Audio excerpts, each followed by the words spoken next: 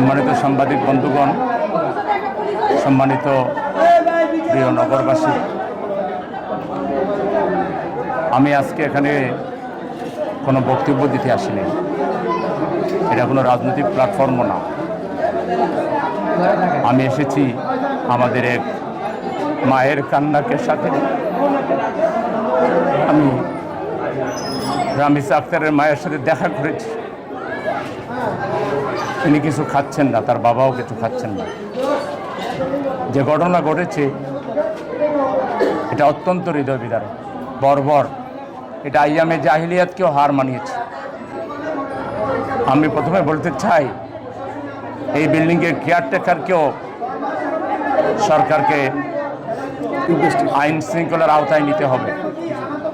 একটা ফ্ল্যাটে 3টা পরিবার, এবং তাও প্রতিবেশী একটা ভদ্র ফ্যামিলি, সেই ফ্যামিলির সাথে এরকম লম্পট, অভদ্র, এরকম মানবতা বিরোধী লোকদেরকে বাসা ভাড়া দিয়ে যে ব্যবসা করছে এখানে, এই পরিবেশ নষ্টের পিছনে প্রথম কারণ কিন্তু এটি। ওকেও আইনের আওতায় নিতে হবে। 2 নম্বর হচ্ছে, এই সোহেলকে শুধু এবং তার ওয়াইফকে গ্রেফতার করাই সরকারের একমাত্র কাজ না। দ্রুত বিচার ট্রাইব্যুনালে এজ আর্লি এজ পসিবল আইনের নিয়ম মেনে যথাসম্ভব, যত তাড়াতাড়ি সম্ভব ওর বিচার নিশ্চিত করে গোটা নগরবাসীকে, গোটা জাতিকে আশ্বস্ত করতে হবে। আমি পরিষ্কার বলে দিচ্ছি, আমি এই নগরের একজন খাদেম হিসাবে, বাসিন্দা হিসাবে, আমি জামাত ইসলামী ঢাকা মহানগরী উত্তরের আমির মোহাম্মদ সেলিম উদ্দিন বলছি, এই পরিবারের এই ছোট্ট শিশু, আমরা তার কাছে লজ্জিত। সে হয়তো আমাদের লজ্জা দেখবে না, কিন্তু তার মা বাবার কাছে আমরা লজ্জিত। আমরা ক্ষমা প্রার্থী। গোটা জাতির পক্ষ থেকে, নগরবাসীর পক্ষ থেকে আমি এই মা এবং বাবার কাছে ক্ষমা চাচ্ছি। আমরা ব্যর্থ হয়েছি, জাতি হিসাবে আমরা ব্যর্থ হয়েছি।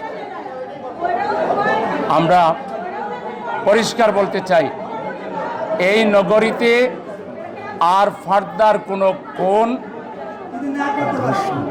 এখানে কোনো ধরনের কোনো এই যে মানুষের উপরে জুলুম অত্যাচার যদি চলে, আমি গোটা নগরবাসীকে সাথে নিয়ে দৌড়বার আন্দোলন করে তুলব।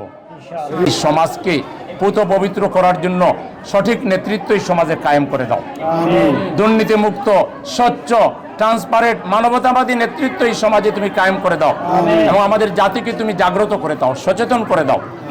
আপনারা জানেন যে আজকের এই হত্যাকাণ্ডের প্রতিবাদে আজকে আমরা বায়তুল মোকরম দক্ষিণ গেটে বিকাল 5টায় বিক্ষোভ ডেকেছি। এই বিক্ষোভই শেষ নয়, আমরা অব্যাহতভাবে কর্মসূচির মধ্যে থাকব যতক্ষণ বিচারের মুখোমুখি তাকে করানো না হয়েছে এবং বিচার শেষ না হয়েছে। আমরা আমাদের সংগ্রাম অব্যাহত রাখব। আমি আবারও আমাদের রামিসার মা এবং বাবার কাছে দুঃখ প্রকাশ করছি। তাদের কষ্ট, এটা আমাদের নগরবাসীর কষ্ট। আমরা আমাদের অন্তর থেকে আমাদের এই পরিবারের কাছে আমরা লজ্জিত, দুঃখিত। আমরা ক্ষমা চাচ্ছি, মহান মাবুদের কাছে সাহায্য চাচ্ছি। নগরবাসী আজকে যে বিপদের মধ্যে আছেন, এই বিপদ থেকে উদ্ধারে যেন আমরা সত্যিকার ভূমিকা রাখতে পারি, আল্লাহর কাছে সেই তৌফিক কামনা করছি।